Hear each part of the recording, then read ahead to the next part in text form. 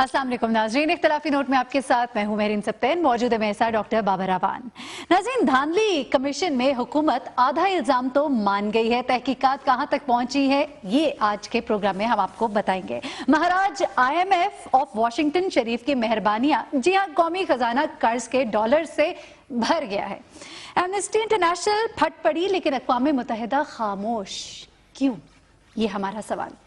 Peoples party जिनके खिलाफ शिकायत है उन्हीं को बनाने निकल पड़ी, क्या होगा। जनाब तलाशे गुमशुदा भी आज के प्रोग्राम में शामिल होगा और साथ ही साथ वो सब कुछ जो आप जानना चाहते हैं हमारे आज के प्रोग्राम में शामिल है। बाबर साहब, सबसे पहले धांधली कमीशन इंक्वायरी कमीशन मुकम्मल हो गया, इसके बारे में जरा बताइएगा। उससे भी पहले एक मेरे लिए उससे बड़ी खबर है। अच्छा, अपने अपने दुख हैं और अपने अपने दुखों के हवाले से किसी के घर में, जिसके घर में लस्सी का एक प्याला पड़ा हुआ है ना, जिसके साथ उसने रोटी खानी है, वो अगर गिर गया तो उसके लिए ये बड़ा सान्या है। किसी की जिसकी 15 गाड़ियां हैं उनमें से एक का एक्सीडेंट हो गया तो ये उसके मुकाबले में कोई सान्या नहीं है। अगर पैसों में नुकसान आप देखेंगे तो शायद वो बड़ा हो। इसी तरह से हम मुसलसल तसलसल के साथ पाकिस्तान में 3 चीज़ों के ख़िलाफ़ हम बोलते रहे हैं पुलिस के हवाले से इख्तलाफी नोट में पहले दिन से। पहला है जो मावराए आइन कत्ल जिनको किया जाता है, जिसको पुलिस मुकाबला कहा जाता है, उसके ख़िलाफ़ हमने बात की हमेशा। दूसरा, हमने इस बात पे बात की कि पुलिस का जो रस्सी है वो दराज हो गई है और अब तो रस्सी रही नहीं, बिल्कुल भी टूट गई है। और तीसरा, हमने वायलेंस जो पुलिस का है पब्लिक के ऊपर, उसके खिलाफ हमने बात उठाई। आज एक एक्सक्लूसिव वीडियो है और उसके साथ एक दर्दनाक नहीं बल्कि इंतहाई शर्मनाक इसको कहा जाए और इंतहाई इबरतनाक भी इसको कहा जाए। इस मुल्क में जब मौजूदा हुक्मरान जिनके बारे में अभी बात हो रही है कि वो कहते हैं हमने थाना कल्चर बदल दिया, वो कहते हैं पाकिस्तान हमने बदल दिया, वो कहते हैं कि पंजाब में पुलिस खादम हो गई, वो खुद भी खादम आला हैं। उनके दौर में जब एक अल्ट्रा कॉन्स्टिट्यूशनल इवेंचुअलिटी के नतीजे में 9 साल का स्पेल आया तो उनके किसी खानदान को पंजाब में कभी परवेज इलाही थे, कभी उससे पहले गवर्नर मार्शल लॉ वाला था, किसी ने यूं हाथ लगा के भी नहीं मारा, यानी धक्का होता है ना, इस तरह करके वो भी नहीं मारा। आप कल के अफसोसनाक वाकये का जिक्र अच्छा, कर रहे हैं। मेरा कल से मेरी अजीब पोजीशन हो गई है कि क्या हम सिर्फ दहशतगर्दों की मजम्मत करते हैं जो बच्चों के खिलाफ कोई कार्रवाई करें? क्या हम सिर्फ उनकी मजम्मत करेंगे जिनको हम नहीं जानते, लेकिन जिनको हम जानते हैं और वो ताकतवर के मराकज में बैठे हुए हमें नुकसान पहुंचा सकते हैं, हमारा कोई काम बिगाड़ सकते हैं, हम उनके खिलाफ इसलिए नहीं बोलते कि वहां हमें डंडा नजर आता है? मैं समझता हूं ऐसी जगह ही बिल्कुल बोलना चाहिए। डॉक्टर उज़्मा है जी, मैं छोड़ देता हूं कि वो इमरान खान की हमशीरा हैं, बहनें सबकी बहनें होती हैं, बेटियां सबकी बेटियां होती हैं, माएँ सबकी माएँ होती हैं, बच्चे सबके बच्चे होते हैं। उनके बेटे अब्दुल्ला और अजीम, ये दोनों, इनको कस्टडी में लिया गया पुलिस की थाना रेस कोर्स लाहौर के इलाके में, और कस्टडी में लेने के बाद उनके साथ क्या हुआ, मैं चाहूंगा कि प्रोड्यूसर साहब अपनी वीडियो और जख्म इस कौम के सामने, कौम के एक 20 साल बच्चे और 19 साल बच्चे की तरह जख्म दिखा दें, उसके बाद मैं बात को आगे बढ़ाता हूं।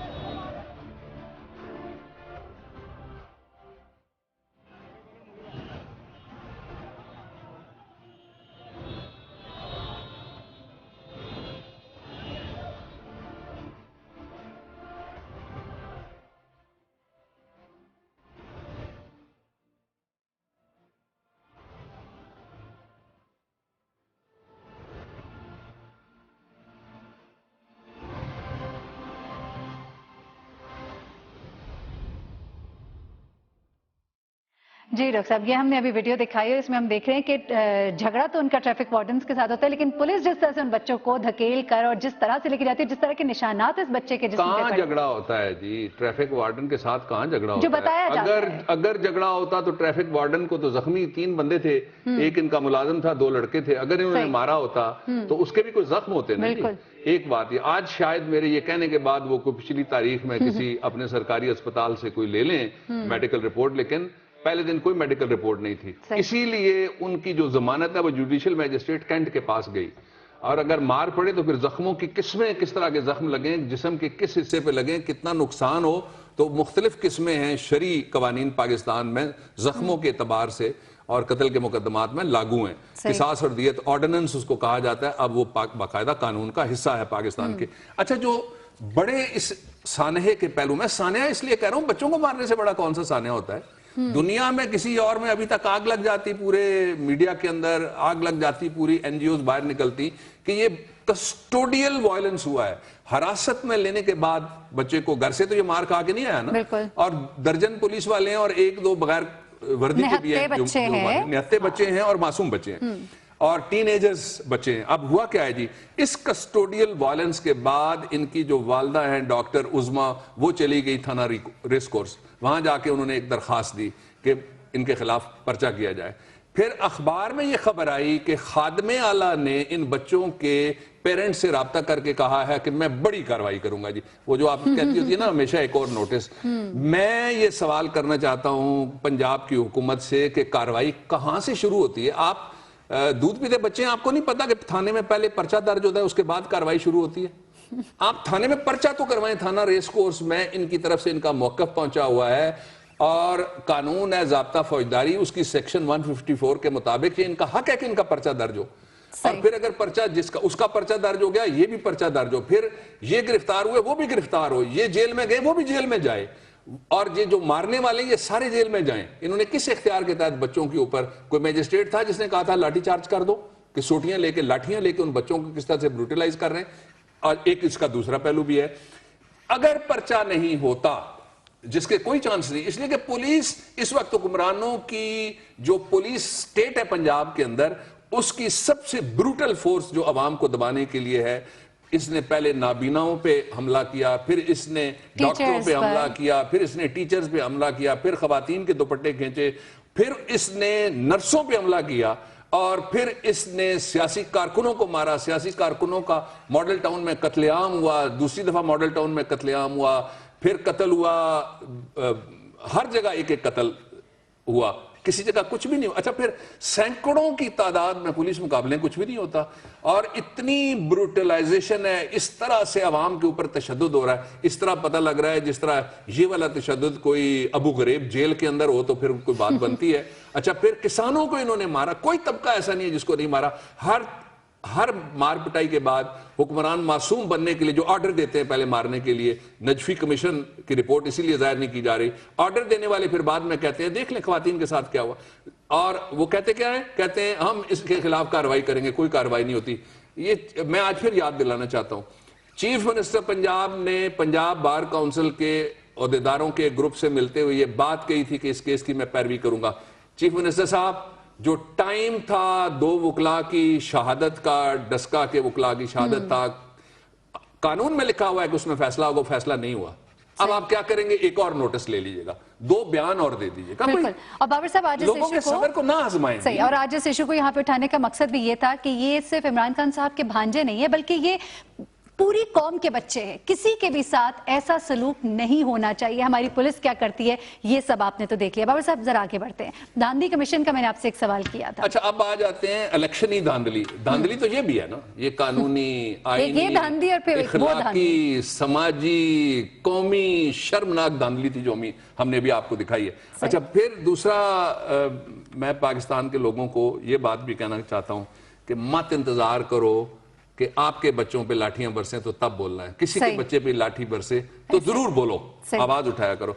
अब इंतखाबी धांधली का जो मुकदमा है जी, वो 86 रोज तक चलता रहा, और 86 रोज तक बड़े एक्सटेंसिव हुए सवालात, जवाबात, और 29 इस कमीशन की हेयरिंग्स हुई یا اس کی سٹنگز ہوئی یا اس کے اجلاس ہوئے، اور اس میں 69 گواہوں کے بیانات قلم بند کیے گئے. صحیح. درجن سے زیادہ پولیٹیکل پارٹیز اور ان کے وکلاء نے وہاں پہ حصہ لیا.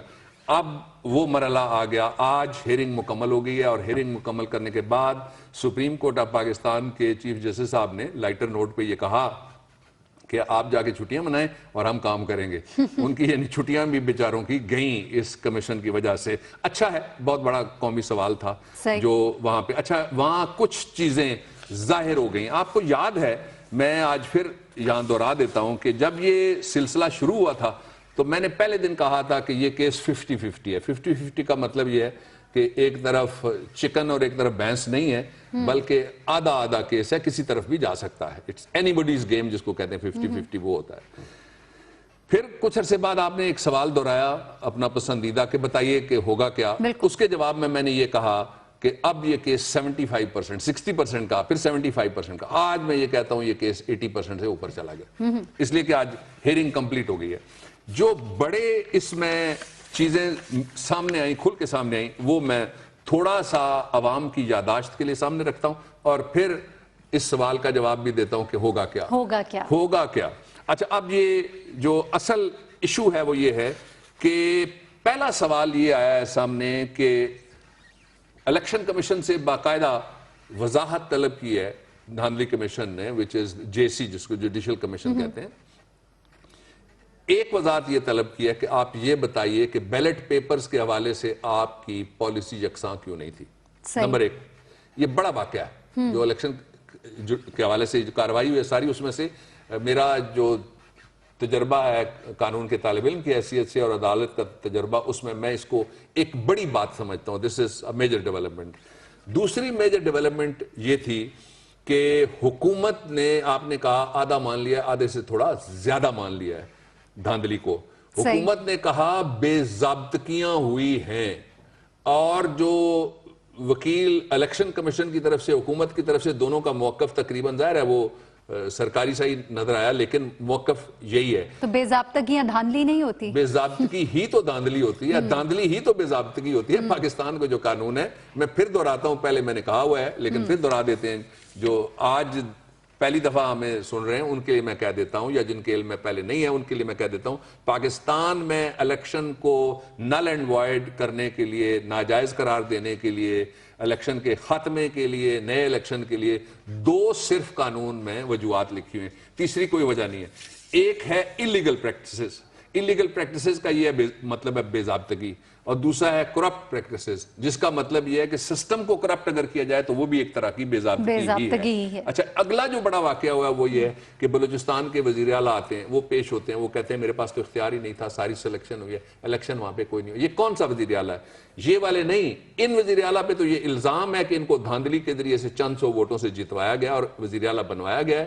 ڈاکٹر مالک صاحب کو، یہ بارزئی صاحب ہیں جو اس وقت بلوچستان کے ہی تھے کیئر ٹیکر پرائم منسٹر بھی، اور یہ وہاں کے وزیر اعلیٰ کہتے ہیں. اور اس کے بعد پھر وہ 35 پنکچر کی جو بحث ہے، 36واں پنکچر جو لگا اور 37واں پنکچر جو لگا، اس کے اوپر جو بیان دیا سیٹھی صاحب نے وہ بڑا ہی امپورٹنٹ، اور میں کہتا ہوں وہ سویپنگ سٹیٹمنٹ ہے. اس نے آپ سمجھے کہ سیلاب گزر گیا ہے سارے حکومتی موقف کے اوپر سے اس بیان کے بعد. وہ بیان یہ ہے کہ الیکشن سے 15 دن پہلے، ہم دکھا چکے ہیں لوگوں کو اس لیے میں دہرا نہیں رہا، 15 دن پہلے سارے اختیارات ہاؤس آف شریف یعنی رائے ونڈ میں شفٹ ہو چکے تھے. یہ بیان ہے ان کا.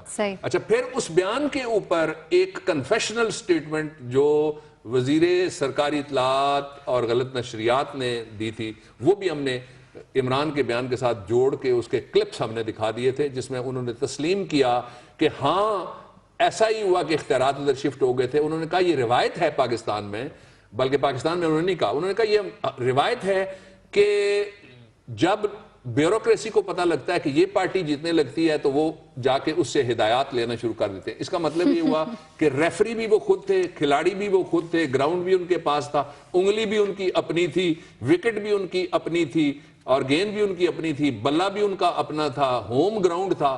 تو اسی کو تو دھاندلی کہتے ہیں نا، اس کے علاوہ کسی چیز کو دھاندلی نہیں کہتے.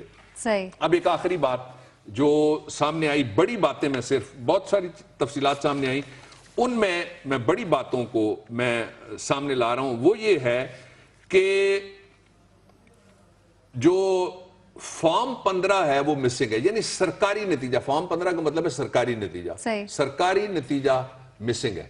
کسی جگہ بھی سرکاری نتیجہ موجود نہیں ہے. جہاں موجود ہیں اس میں گڑبڑ ہے, کچھ دیر سے آئے ہیں. اور پھر آخری جو بڑی بات تھی وہ یہ تھی کہ تقریباً 50 لاکھ سے 1 کروڑ کے درمیان ووٹوں کے بارے میں بے یقینی کی فضا ہے. اس کا مطلب یہ ہوا کہ تقریباً 30% ووٹس 25 to 30% ووٹس ایسے ہیں جن کے بارے میں نہیں کہا جا سکتا کہ یہ پڑھیں یا پڑھیں, یہ جعلی ہیں یا اصلی ہیں, یا یہ کس کے تھے یا کدھر گئے. یہ ساری باتیں سامنے آئی ہیں. اچھا, اب اس کو اگر ملائیں سارے کو, اور حکومت کا اعتراف سب سے اوپر آئے گا. حکومت کا اعتراف 2 جگہ ہے. ایک اعتراف یہ کہ house of Sharif Raiwind میں چلے گئے تھے سارے اختیارات. دوسرا اعتراف یہ جو ان کی جانب سے کیا گیا, ان کے وکلاء نے کہا کہ بے ضابطگیاں ہوئی ہیں. اتنی سی تو بات تھی جو وہ چاہتے تھے کہ ثابت ہو جائے. اگر میرے اور آپ کے درمیان انتخاب ہے اور سارے اختیارات میرے گھر 15 دن پہلے شفٹ ہو جائیں تو آپ کہاں الیکشن میں ہیں پھر؟ بالکل صحیح. کہاں پہ لیول پلینگ فیلڈ ہے؟ یہ تو کسی بھی لحاظ سے ایسے آپ نہیں کہہ سکتے کہ ڈیموکریسی ہے, یہاں پہ جمہوریت دکھائی دے رہی ہے. بابر صاحب, اب آپ صرف اتنا بتا دیجئے, آخری سوال اس پر, رزلٹ کیا ہوگا ایکسپیکٹڈ؟ کیونکہ ساری باتیں سن کے ایسے لگتا ہے دھاندلی کو تسلیم کرنے کا رزلٹ تسلیم کیا جائے گا یا بے ضابطگی کے معنوں میں اسے چھپا دیا جائے گا؟ میں کہتا ہوں معنوں میں تو کچھ نہیں چھپ سکتا. چھپایا تو جا رہا ہے. یہ سب سے بڑا پاکستان کی تاریخ کا پاورفل جوڈیشل کمیشن ہے.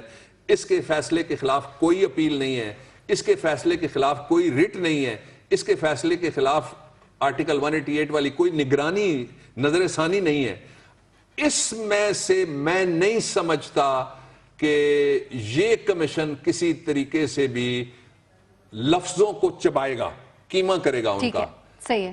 جہاں کہا گیا ہے, میں نتیجہ میں بتا رہا ہوں کہ دھاندلی کو بے ضابطگی کہا جاتا ہے قانون میں, اور قانونی بے ضابطگی کو دھاندلی کہا جاتا ہے بائی آل ڈیفینیشنز. یس. ٹھیک ہے. بابر صاحب ذرا اب آگے بڑھتے ہیں. جوڈیشل کمیشن کا جو اب رزلٹ آئے گا اس پہ پوری قوم کی نظر ہے. لوگ جاننا چاہتے ہیں کہ رزلٹ آتا کیا اور آنے کے بعد اس پر عمل کس طرح سے ہوتا ہے. اچھا بابر صاحب, ذرا کشمیر کی بات کرتے ہیں, اور بھارت جس طرح سے کشمیر میں اپنے ظالمانہ قوانین جو ہے رائج کیے ہوئے, اس پہ ذرا کچھ بتائیے گا. اقوام متحدہ خاموش ہے, آواز کہیں اور سے آتی ہے.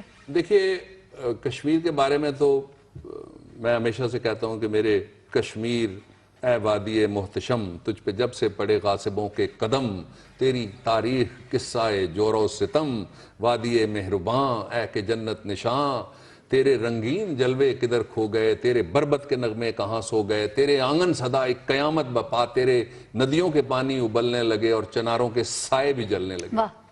یہ 70 سال ہو گئے اس بات کو. اور یہ اس وقت I was less than half of this age جب میں نے یہ بات کہی تھی ایک سر وادی کشمیر اپنی نظم میں. جو اصل ایشو ہے وہ یہ ہے کہ پہلی دفعہ بہت لمبے عرصے کے بعد جو وادی کے اندر پرچموں کی, پاکستان کے پرچموں کی تحریک چل رہی ہے, اس کا ایک نتیجہ سامنے آیا ہے. یہ نتیجہ بڑا حوصلہ افزا ہے میرے لیے. بہت چھوٹا سا لوگوں کو لگے گا کہ ایمنسٹی انٹرنیشنل جو لنڈن بیسڈ اور ساری دنیا میں کام کرنے والی تنظیم ہے انسانی حقوق کی, اس نے یہ کہا ہے کہ بھارت کشمیر میں ظالمانہ قوانین اور اقدامات کو ختم کرے. اب اقوام متحدہ وہ ادارہ ہے جس کی قراردادیں ہیں اور وہ خاموش ہے. ہماری وزارت خارجہ وہ وزارت خارجہ ہے جس کے حق میں قراردادیں ہیں اور وہ خاموش ہے. ہماری کشمیر کمیٹی, اور وہ کشمیر کمیٹی مولانا فضل الرحمان صاحب کی سربراہی میں ہے. مجھے جب سے یاد ہے پارلیمنٹ میں, مجھے بھی 12 سال ہو گئے, وہ کشمیر کمیٹی تقریباً ان کے پاس ہی ہے, لیکن اس کشمیر کمیٹی نے اس پہ ابھی بات نہیں کی. ان کے پاس موقع نہیں ملا کہ یہ بات کریں. اچھا, میں اس سے بھی بڑا المیہ آپ بیان کرنے لگا ہوں. بڑی ہماری محترم ہے جو مندوب صاحبہ جن کو بلایا گیا تھا, ملیہ لودھی صاحبہ, ان کو یہاں بلا کے جو پرائم منسٹر ہاؤس میں سے یا تو ان کا مذاق اڑایا گیا اور یا پوری قوم کا مذاق اڑایا گیا. پوری قوم کا مذاق اس طریقے سے ہے کہ جو پاکستان کے مفادات کے لیے بیٹھا ہوا مندوب ہے بین الاقوامی فورم کے مطابق, اس کو کوئی ABC پڑھانے کی ضرورت ہے؟ وہ پہلے بھی رہ چکی ہیں ایمبیسڈر, وہ ایک بڑے اخبار کی بڑی معتبر ایڈیٹر رہ چکی ہیں, کالمسٹ ہیں اور بڑی پڑھی لکھی ہیں. ان کو یہ بتانے کی ضرورت ہے کہ آپ کی ڈیوٹی کیا ہے, ان کو یہ بتانے کی ضرورت ہے کہ آپ نے کرنا کیا ہے, ان کو یہ بتانے کی ضرورت ہے کہ ایشو کیا ہے, کیا ہوا کیا. اگر یہ ضرورت تھی تو پھر اس کا مطلب یہ ہے کہ وہ تو غفلت کا شکار ہوئی نا, تو پھر ان کو بلانا نہیں چاہیے نا.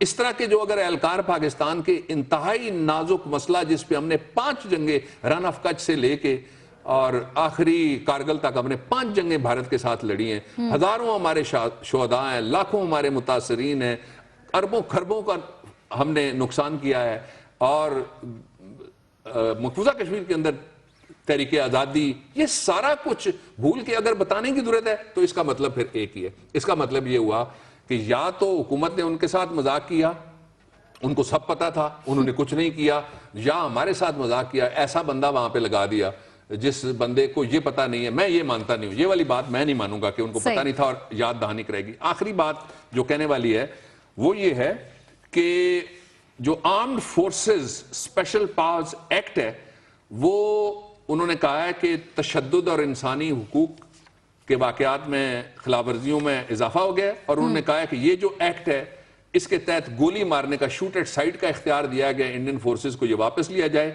اور اس کے جو ایمنسٹی کے گلوبل ڈائریکٹر ہیں منر ایپل, ان کا کہنا ہے کہ فوجیوں کی کوئی جواب دہی نہیں ہے, ان کو پوچھنے والا ہی نہیں ہے, اسی لیے وہ عصمت باختہ ان کا مزاج ہو گیا. میں آخری بات یہ کہہ سکتا ہوں. ٹھیک بابر صاحب, وہ تمام تر قوانین جنہوں نے بھارت کی فوج کو, بھارتیوں کو وہ تمام رائٹس دیے ہیں کہ ان کی بربریت جو ہے اس میں مزید اضافہ ہوتا جا رہا ہے, اس کے خلاف ایک آواز اٹھائی گئی ہے, اور یہی آواز ہم نے اپنے پلیٹ فارم سے بھی اٹھائی ہے.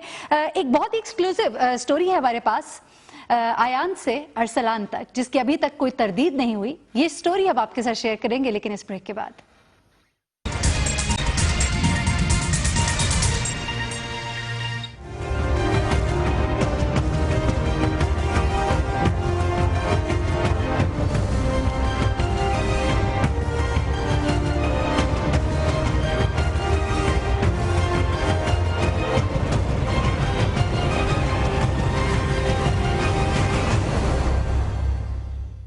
جی ویلکم بیک ناظرین. یہ ابھی آپ نے تصاویر کچھ دیکھی اور ہم نے کہانی کا ذکر کیا, ارسلان سے آیان تک یہ کہانی ہے. بابر صاحب 2 تاریخ کو دنیا نیوز میں ایک خبر چھپتی ہے, اور اس خبر میں ذکر ہوتا ہے ان کا, ارسلان صاحب کا بھی ذکر ہوتا ہے, آیان صاحبہ کا بھی ڈھکے چھپے الفاظ میں ذکر ہوتا ہے, اور اس کے بعد ارسلان صاحب جن کا قانون کی دنیا سے بڑا گہرا تعلق ہے, کوئی تردید نہیں آتی ان کی طرف سے, کوئی قانونی چارہ جوئی نہیں ہوتی, یہ کیا معاملہ ہے؟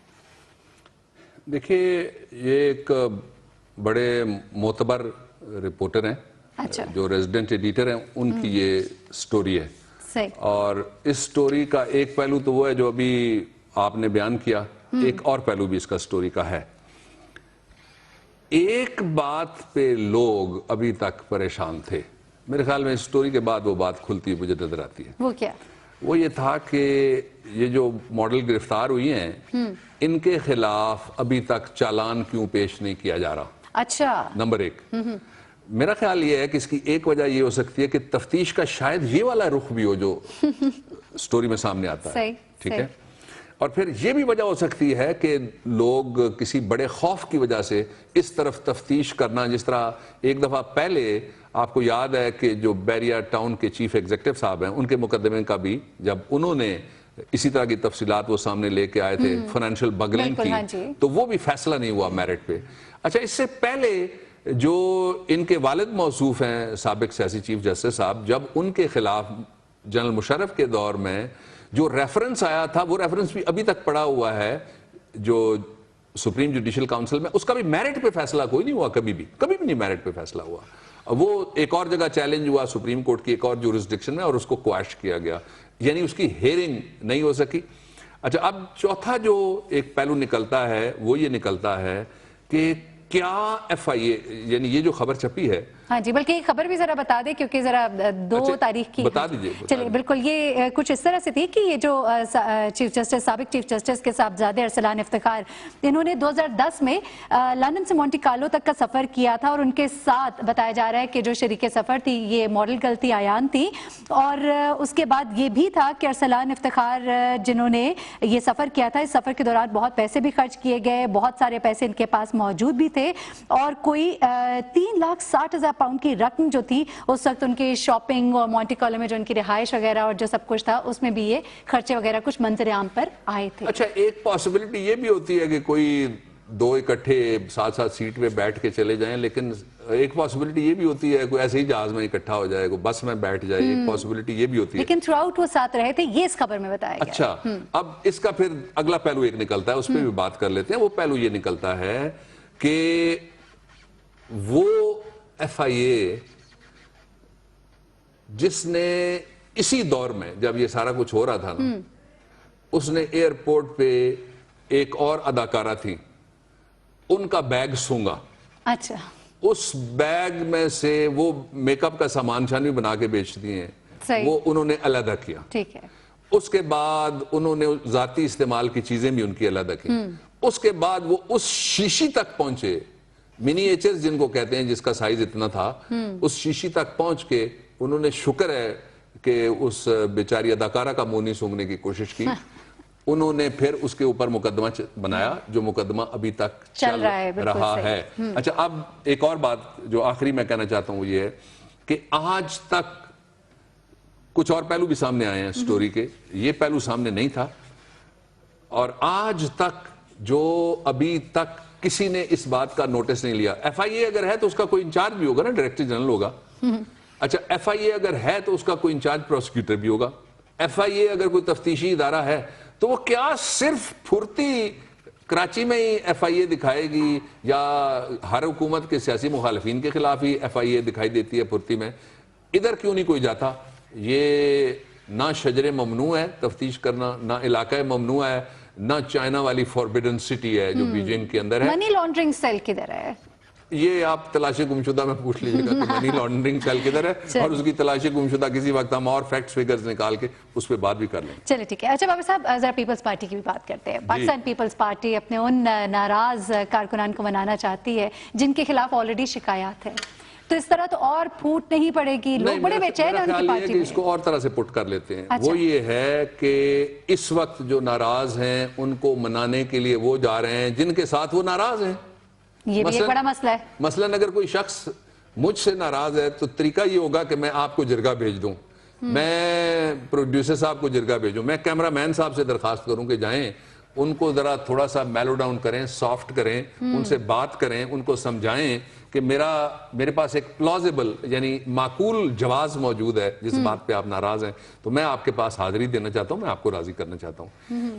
मेरी इत्तला ये है कि एक साहब हैं पंजाब के जिनसे सारी शिकायतें तो बहुत जगह हैं सारी, मसलन 2 साबिक वज़ीर-ए-आज़म हैं, उनसे भी लोगों को शिकायतें हैं, किसी को नौकरी नहीं मिल सकी, किसी के बच्चे का ध्यान नहीं हुआ, कोई कहता है नौकरी बेच दी गई, कोई कहता है हमारी हुकूमत में उस वक्त लाहौर में नारे भी लगे थे कि 80 ते रह गए भुखे नंगे, 1.5 नालू लोटे चंगे। अब मैं हैरान हो रहा था, ये जो दोस्त मेरे सारे अजीज दोस्त हैं जो पार्टी छोड़ के, उनके मुझे 2 बातों में मैं उनकी बिल्कुल हिमायत करता हूं। एक तो यह है कि उनकी शिकायत क्यों नहीं सुनी गई, और उस शिकायत को सीरियसली हैंडल करने की, जिसके खिलाफ शिकायत है, जिसके खिलाफ उनकी ग्रीवेंसेस हैं, उसके अलावा किसी को क्यों नहीं कहा गया कि आप जाएं जाके मिन्नत करें? बाबर साहब, जिनको भेजा जा रहा है शायद वो जाके उनको गले लगाएंगे, कोई माफी करेंगे। मैं इत्तला भी बताता हूं, मैं अभी बताता हूं आपको कि वो उनका जो जिनको खिलाफ शिकायत है और जिनको मनाने की ड्यूटी है उनका मौकफ क्या है, ये भी अच्छा। मैं मुझे पता है, एक का तो मुझे पता है, बाकियों की मैं नहीं क्या मौकफ क्या है? मैं मौकफ पे बात पे आता हूं, जरा मेरी बात वो जो मैं कर रहा था वो पहले मुकम्मल हो जाए। एक मैं इस बात का हामी हूं कि अगर किसी सियासी कारकुन को, ये वॉलंटियर काम है, लोग बड़ी कुर्बानी देते हैं, अपने पैसे खर्च करते हैं, अपने बच्चों का जेब काट के सियासत में लगाते हैं पैसे, मैं करप्ट सियासतदानों की बात नहीं कर रहा, जो जेन्युइन वर्कर्स हैं, और ये सारे जेन्युइन वर्कर्स हैं, फिर उसके बाद वो अपना टाइम देते हैं, फिर सियासत में कहते हैं you do a right thing and defend yourself, कि आप एक ठीक काम कर रहे होते हैं, उसके बाद अपने आप को डिफेंड भी करें। हर आदमी का हर काम उसको सारी दुनिया तो नहीं पसंद करेगी, कुछ उसके आमी है, कुछ उसके मुखालिफ हैं, कुछ का वो हीरो है, कुछ का वो विलन है, हल्के में भी है, इलाके में भी है, सूबे में भी है, मुल्क में भी है, जिस तरह की किसी की पर्सनैलिटी और जितना किसी का कद काट होगा उसके मुताबिक होगा। लेकिन हुआ क्या है? हुआ ये है कि दूसरी बात उनकी जो वो भी बड़ी वजनदार थी, अगर कोई पार्टी का वर्कर ये कहता है कि मुझे शिकायत है तो उसका तो फोरम होना चाहिए ना जहां उसको बुलाया जाए, बुला के उसको सुना जाए, और फिर उसको बुलाने के लिए कोई जाए और उसको सुनने के लिए कोई जाए। अच्छा, अगर یہ کوئی کہے جو کہا گیا اور مجھے بڑا دکھ ہوا یہ سن کے کہ جانے دو جس نے کل جانا ہے اس کو آج جانا ہے. اوئے ہوئے، یہ تو بڑی غلط بات ہے. اور ایک طرف پالیٹکس آخری ایک لفظ کہہ لوں آپ کی اجازت ہے میڈم. پالیٹکس انکلوسیو ہے، لوگوں کو گلے لگانے، لوگوں کو ساتھ چلانے، لوگوں کو شامل کرنا انکلوسیو پالیٹکس ہے. ایکسکلوسیو صرف ایک ہے، وعدہ لا شریک. بلا شک بلا شک. ناظرین یہاں پہ بریک لیں گے اور بابر صاحب اسی میں ایڈ بھی کروں گی. آج جو اطلاعات ہیں ان کے مطابق فردوس عاشق آوان صاحبہ جو ہے انہوں نے بھی استعفیٰ دے دیا اور یہ کہہ کر استعفیٰ دیا ہے کہ یہ جو پارٹی ہے اس کا علاج ممکن نہیں ہے، سرجری کے بغیر دواؤں سے کچھ بھی نہیں ہوگا. ناظرین یہاں بریک لیتے ہیں، بریک سے واپس آتے ہیں اور بھی بہت کچھ آپ کو بتانے کے لیے، ہمارے ساتھ رہیے گا.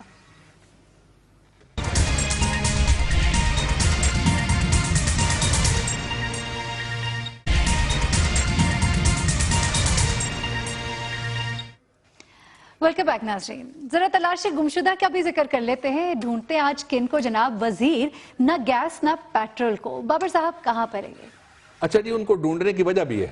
ان کو ڈھونڈنے کی وجہ یہ ہے کہ بھارت میں دوسرے مہینے میں بھی پیٹرول کی قیمتیں ہم پچھلے مہینے بتا چکے ہیں کل کم ہو گئی ہیں. اچھا یس، پیٹرولیم کی قیمتیں. اور انہوں نے دو کام کیے ہیں. 31 پیسے پیٹرول کی قیمت اور 71 پیسے فی لیٹر ڈیزل کی قیمت میں انہوں نے کمی کی ہے. اور وزیر پیٹرولیم ہے وہاں کا، اس کا کہنا ہے کہ جو بھی فائدہ ہوگا بین الاقوامی مارکیٹ میں تیل ابھی بھی کم ہو رہا ہے، جو فائدہ ہوگا ہم عوام کو دیں گے. اس کے لیے مانیٹرنگ ٹیم تشکیل دی گئی ہے. یہاں تیل کی کمپنیوں کے حوالے ہمیں کر دیا گیا ہے، سرمایہ داری، جاگیرداری، چور بازاری کے حوالے سارا نظام کر دیا گیا ہے. اس لیے یہ فائدہ ہمیں نہیں. اگر کوئی حکومت ہے پاکستان میں، اگر وہ عوام کو کچھ سمجھتی ہے تو وہ اس کا جواب ہمیں دے دے. کل اس جواب کو ہم نشر کر دیں گے. بتائے کیوں نہیں سستی ہو رہی ہے اور بھارت کے مقابلے میں کیوں نہیں اتنا زیادہ ان کے پاس تیل آتا ہے. ان کی قیمت اور کنزمپشن کے مطابق بڑھنی چاہیے نا جی. وہاں پہ کام ہوئی ہے. اچھا دوسرا یہ ہے کہ جو قومی خزانے کو کہا گیا تھا نا کہ 18 ارب ڈالر، ہمارے پاس ایک ایکسکلوسیو گفتگو ہے، فیکٹس فگرز ہیں جو کل کے پروگرام میں ہم کریں گے. پاکستان کے ساتھ کیا ہونے جا رہا ہے، بڑا ہی خوفناک ایسا وارننگ شاٹ ہے جو ہم فائر کر دیں گے. کل بتا دیں گے گورنمنٹ کو. ہمیں یقین ہے کہ پھر ایک نوٹس ہو جائے گا اور اس کے بعد پھر ٹھنڈی نیند ہے. چلے ٹھیک ہے. اچھا بابر صاحب، چونکہ وقت مختصر ہے ہمارے سیگمنٹ کا اور ہمیں ضرور عوام کی آواز جو ہے وہ بھی پہنچانی ہے ایوان بالا تک. بیٹھتے ہی عوام کے لیے سب سے پہلے عدنان باجوہ صاحب ہیں، کہتے ہیں پنجاب بھر میں اوور بلنگ کی جا رہی ہے. عدنان باجوہ، اس پہ ہم یہاں پہ ہم نے دکھا دیا تھا ایک اس کا نمونہ بھی ڈاکیومنٹ کی صورت میں. جیلی ریڈنگ ڈال کر بل بنائے گئے ہیں، اس پر کوئی آواز نہیں اٹھا رہا. ہم آپ کے ہم آواز ہیں. امجد بلوچ صاحب ہیں، یہ کہتے ہیں سر کہ کیوں people of Islamabad at window of water supply point registered entry of names shocking time 4 AM. وہ کہتے ہیں 4 بجے صبح یہ لائن لگی ہوئی ہے پانی لینے کے لیے. اسلام آباد کے روزہ دار کھڑے ہیں. اور بھائیوں اور بہنوں، اسلام آباد والوں، میٹرو پیو، پانی نہیں ہے ہمارے پاس. حسیب یاسین صاحب ہیں، یہ کہتے ہیں کہ N T D C L, وابڈا اور لیسکو، این ٹی ایس والوں نے ٹیسٹ لینے کے بعد وابڈا کی سیٹیں کینسل کر دی ہیں. ٹیسٹ کی فیس 450 روپے لی. این ٹی ایس والوں سے کون حساب لے گا؟ لگتا ہے جی اللہ ہی. طاقتور لوگوں سے پاکستان میں کون حساب لیتا ہے؟ آپ سے حساب لیا جائے گا، آپ کی جیب پھر کاٹی جائے گی، کئی بار کاٹی جائے گی جب تک آپ بولتے نہیں. علی شیخ ہے، کہتے ہیں Punjab police constituted for security but now it has become a symbol of fear for people because of unconstitutional government support. وہ یہ کہتے ہیں کہ غیر قانونی کام کرنے کی وجہ سے پنجاب پولیس جو لوگوں کی حفاظت کے لیے، وہ لوگوں کے لیے خوف کی پنجاب میں سب سے بڑی علامت بن گئی. علی شیخ یو آر ویری رائٹ.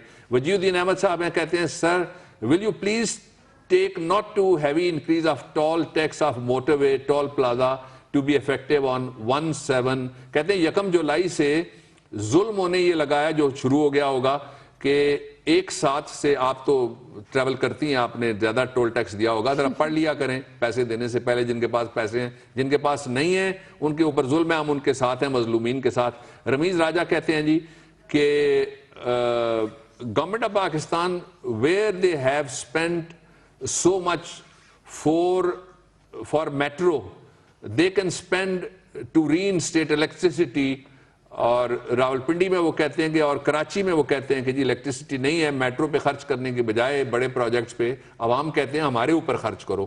یہ ملک ان کا بھی ہے، یہ پاکستان غریبوں کا ہے، ان کی سنی جائے.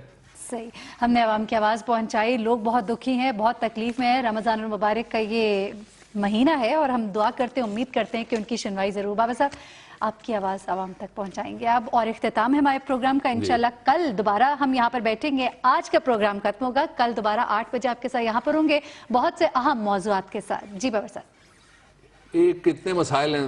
دعائیا نعت شریف دم پرسش بشارت کے خزینوں سے مزین کر، مجھے اپنی شفاعت کے خزینوں سے مزین کر.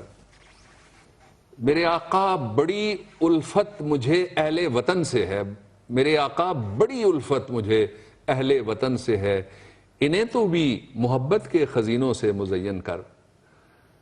میں شہر بے ہنر میں ہوں، میری پھر بھی گزارش ہے، سبھی کو اپنی الفت کے خزینوں سے مزین کر.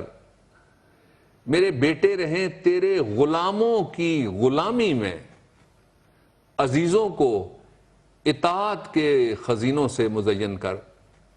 میرے آقا اگر مجھ سے کسی کو دشمنی بھی ہے، اسے بھی اپنی رحمت کے خزینوں سے مزین کر. میری خاک مدینہ کو بڑی آنکھیں ترستی ہیں، مجھے اس خاص نعمت کے خزینوں سے مزین کر. درود پاک ہو میری زباں پر آخری کلمہ، میری ہر سانس مدحت کے خزینوں سے مزین کر. اور میری فکر سخن کی ہر ادا کو دو جہانوں میں بنام عشق شہرت کے خزینوں سے مزین کر. میری چشم طلب میں بھی تیرا عکس جمال اترے، میرے آنسو عقیدت کے خزینوں سے مزین کر. میرے صاحب اس اپنے بے ہنر کی لاج رکھ لینا، اس اپنے بے ہنر کی لاج رکھ لینا، اسے اب اپنی خدمت کے خزینوں سے مزین کر. ہم سب کو اللہ تعالیٰ اس صدی کے، اس ملک کے، اس شہر اور اس بستی کے لوگوں کی خدمت کرنے کی توفیق عطا فرمائے. ہماری خدمت اللہ قبول فرمائے گا.